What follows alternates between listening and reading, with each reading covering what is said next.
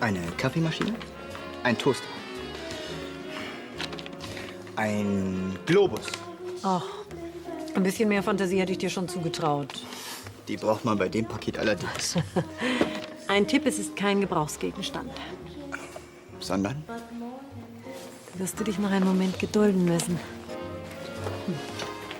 Guten Morgen, Graf Lahnstein. Guten Tag, Frau Schneider. Graf Lahnstein, darf ich? Gerne.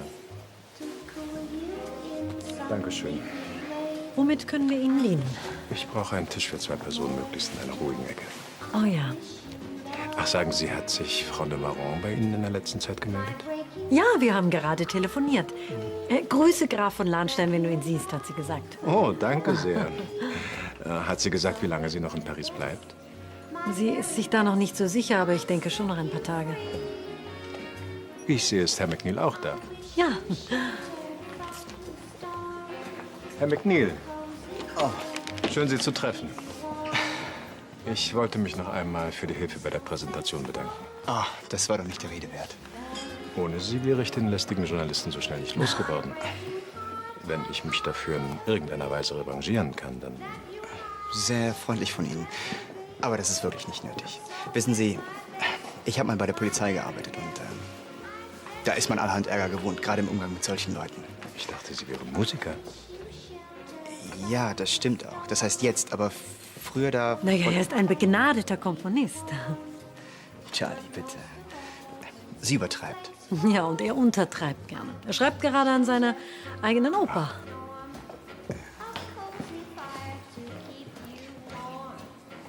Musstest du mich denn unbedingt als Star-Komponist verkaufen? Schätzchen, du bist überdurchschnittlich. Und dann auch noch meine Oper anzusprechen. Du weißt doch ganz genau, dass es für mich absolut neues Terrain ist. Ich glaube eben an dich. Außerdem weiß ich, wie wichtig dir diese Oper ist. Aber es steht doch noch in den Sternen, ob sie überhaupt jemals fertig wird. Ja, weil dir das nötige Kleingeld fehlt. Johannes ist ein anerkannter Förderer der Kunst. Wenn dir einer helfen kann, dann er.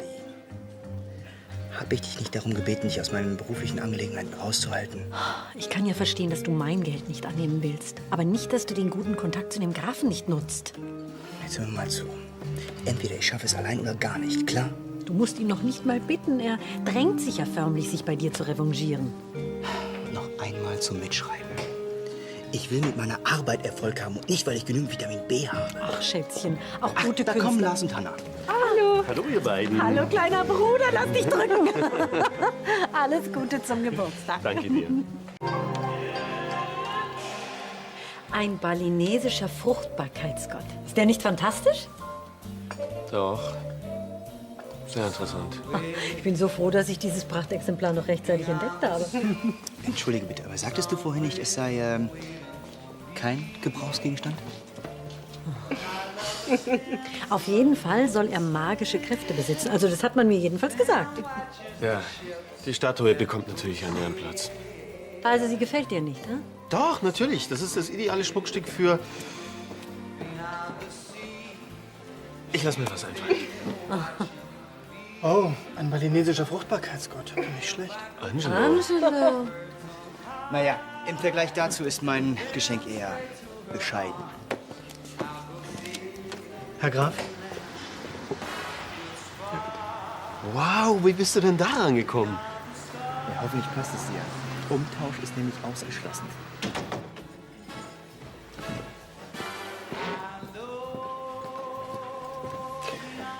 Hanna, sieh mal, was David mir geschenkt hat. Ein Original-NBA-T-Shirt. Schön. Super, vielen Dank. Naja, wenn du lieber Sportklamotten geschenkt bekommen hättest. Nein, dein Fruchtbarkeitsgott ist wirklich dermaßen... Hanna, was meinst du? Naja, Angelo, schenken Sie jetzt bitte den Champagner ein, ja? Ich bin gleich wieder da. Was, wo willst du denn hin? Ich habe was vergessen. Angelo, können Sie meinem Vater bitte sagen, dass ich unser Treffen leider absagen muss? Mein Meeting dauert doch länger. Jetzt warte doch mal. Lauf Danke. doch nicht einfach weg. Mir ist eingefallen, dass ich noch einen Termin habe. Stopp. Es ist meinetwegen, stimmt's? Ja, dann lass uns noch mal zusammensetzen. Wieso? Es ist doch alles gesagt. So geht das nicht weiter. Du kannst nicht immer wegrennen, wenn du mich siehst. Warum lässt du mich nicht einfach in Ruhe und kümmerst dich um dein... Scheiße!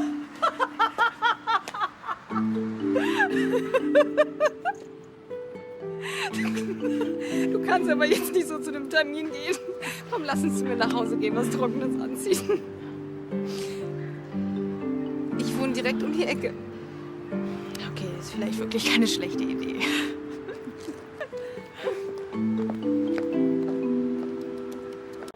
Bevor wir uns setzen, stoßen wir erst mal an. Auf dich, Bruderherz. Auf dass meine Gäste bald mal wieder auftauchen.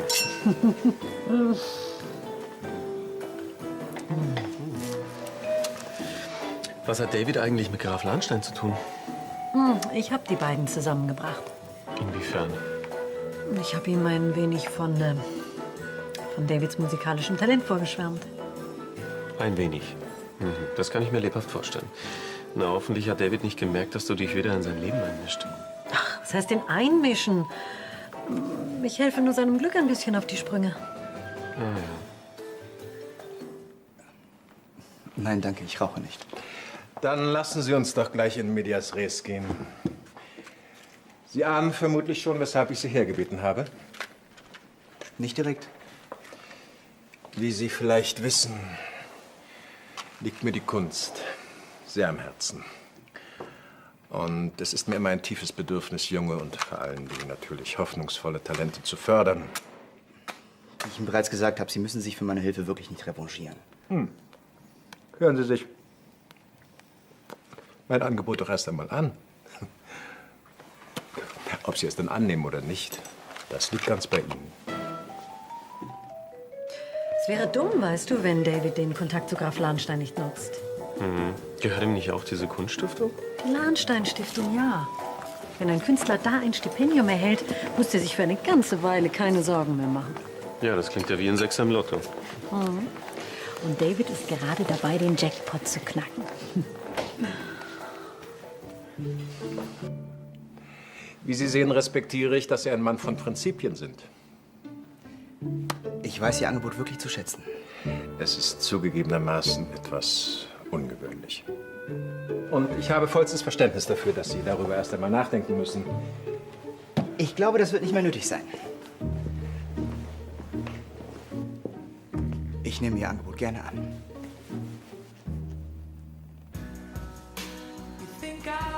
Na du, besonders gesprächig bist du nicht gerade. Ach, ihr freundet euch an, wie schön. Und, hat Hanna angerufen? Keine Ahnung, ich habe mein Handy vergessen. Selbst ist der Mann. Ob du es glaubst oder nicht, ich besitze hier sogar ein Telefon.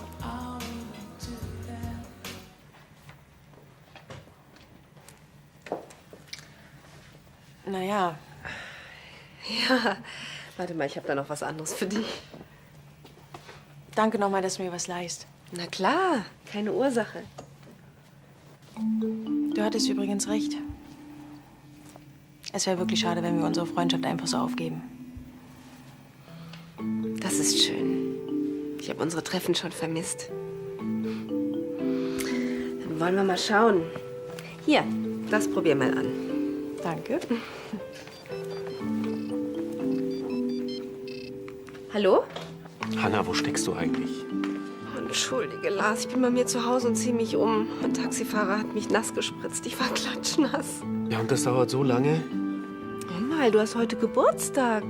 Ich möchte mich für dich schön machen. Na gut, aber beeil dich bitte, okay? Versprochen. Ciao. Alles klar, bis gleich. Ciao.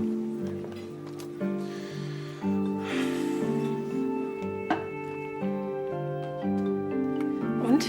Kann ich das tragen? Mein Gott, das Kleid ist ja wie für dich gemacht. Findest du? Du siehst umwerfend aus.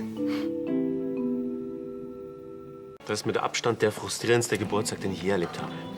Ach komm, Hanna hat doch gesagt, dass sie gleich kommt und David muss auch jeden Moment wieder hier sein. Ich kann ihn ja mal anrufen. Hanna hätte mir einfach nicht zu früh gratulieren dürfen. Dann wäre mir das alles erspart geblieben. Ausgerechnet du glaubst dann sowas? Es war ein Scherz. Ach so. Also dein Geburtstag ist ja noch nicht vorbei und sobald die anderen da sind, holen wir alles nach. Versprochen. Nur leider darf ich im Dienst nichts trinken. David, da bist du ja. Denn als neuer Chauffeur von Graf Lahnstein muss ich nüchtern bleiben. Wollen wir? Ja, gleich. Ich krieg das Kleid hier oben nicht zu. Warte, ich helfe dir.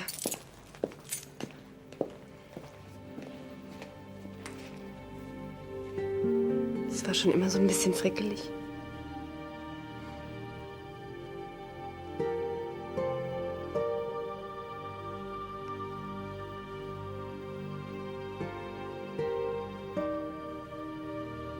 So. Danke. Vielleicht solltest du es einfach mal ändern lassen.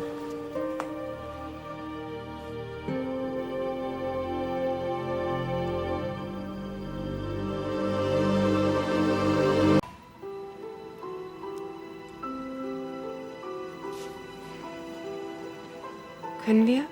Ja, klar. Eigentlich sollte ich ja dem Autofahrer dankbar sein. Wieso? Sonst wäre ich doch nie in den Genuss dieses wunderbaren Kleides gekommen. Ja, das Kleid steht dir wirklich gut.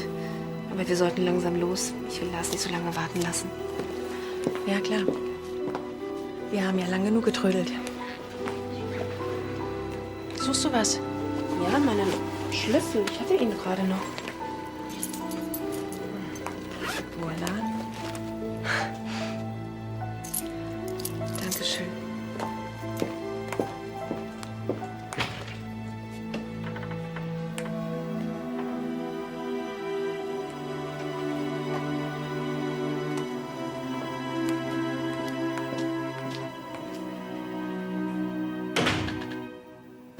Na, was sagt ihr zu meinem neuen Job? Nettes Kostüm. Karneval? Nein, der Graf hat mich wirklich eingestellt. Es gibt schlechtere Arbeitgeber als die von Lahnsteins. Mein Glückwunsch. Danke. Wow, schick, schick. Um die Chauffeursmütze bist du wirklich zu beneiden. Als Chauffeur. Sieh dich doch mal an, David. Denkst du nicht, du machst dich lächerlich? Mir scheint, du hast ja Angst davor, dass ich dich lächerlich mache. Wenn das so ist, dann will ich dich vor deinen Gästen nicht länger blamieren. Tut mir leid wegen deines Geburtstags, Lars.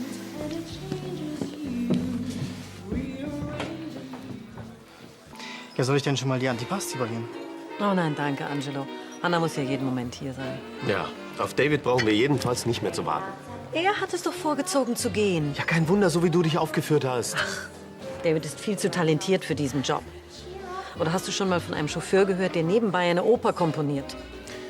Nein, aber ich kenne Gondoliere, die bei der Arbeit singen. Ach, du Witzbold, das ist doch ganz was anderes.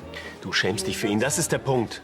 Immerhin habe ich mit Graf Lahnstein geschäftlich zu tun. Ja, und da ist es dir natürlich peinlich, wenn ausgerechnet dein Freund ihn durch die Gegend kutschiert. David hätte auch ein Stipendium bekommen können. Aber da hat er sich natürlich wieder quergestellt, wie ich ihn kenne. Ich dachte, du liebst ihn. Ja, das tue ich auch. Dann dürftest du stolz auf ihn sein. Dein Ruf ist dir anscheinend wichtiger als alles andere. Es tut mir leid, dass es so lange gedauert hat. Wow. Dankeschön. Wo warst du die ganze Zeit? Jetzt sag bloß, es hat sich nicht gelohnt. Das sieht umwerfend aus. Ab sofort werde ich keine Sekunde mehr von dir weichen.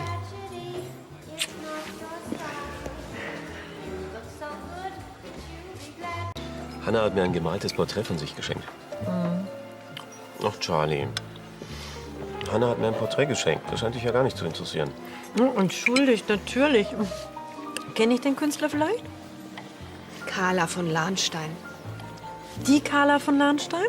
Ja, aber normalerweise zeichnet sie gar nicht andere Leute. Ah, ich wusste gar nicht, dass ihr euch so gut kennt. Ich hatte auch schon mit ihr zu tun. Wie ist sie denn so privat? Ja, wie soll sie denn sein? Ganz normal. Da siehst du mal, was Davids Job für Vorteile mit sich bringt. Er kann deine Neugier mit Sicherheit befriedigen. Oh, entschuldigt mich, Kinder. Ich werde es noch mal bei David versuchen. Irgendwann muss er ja rangehen.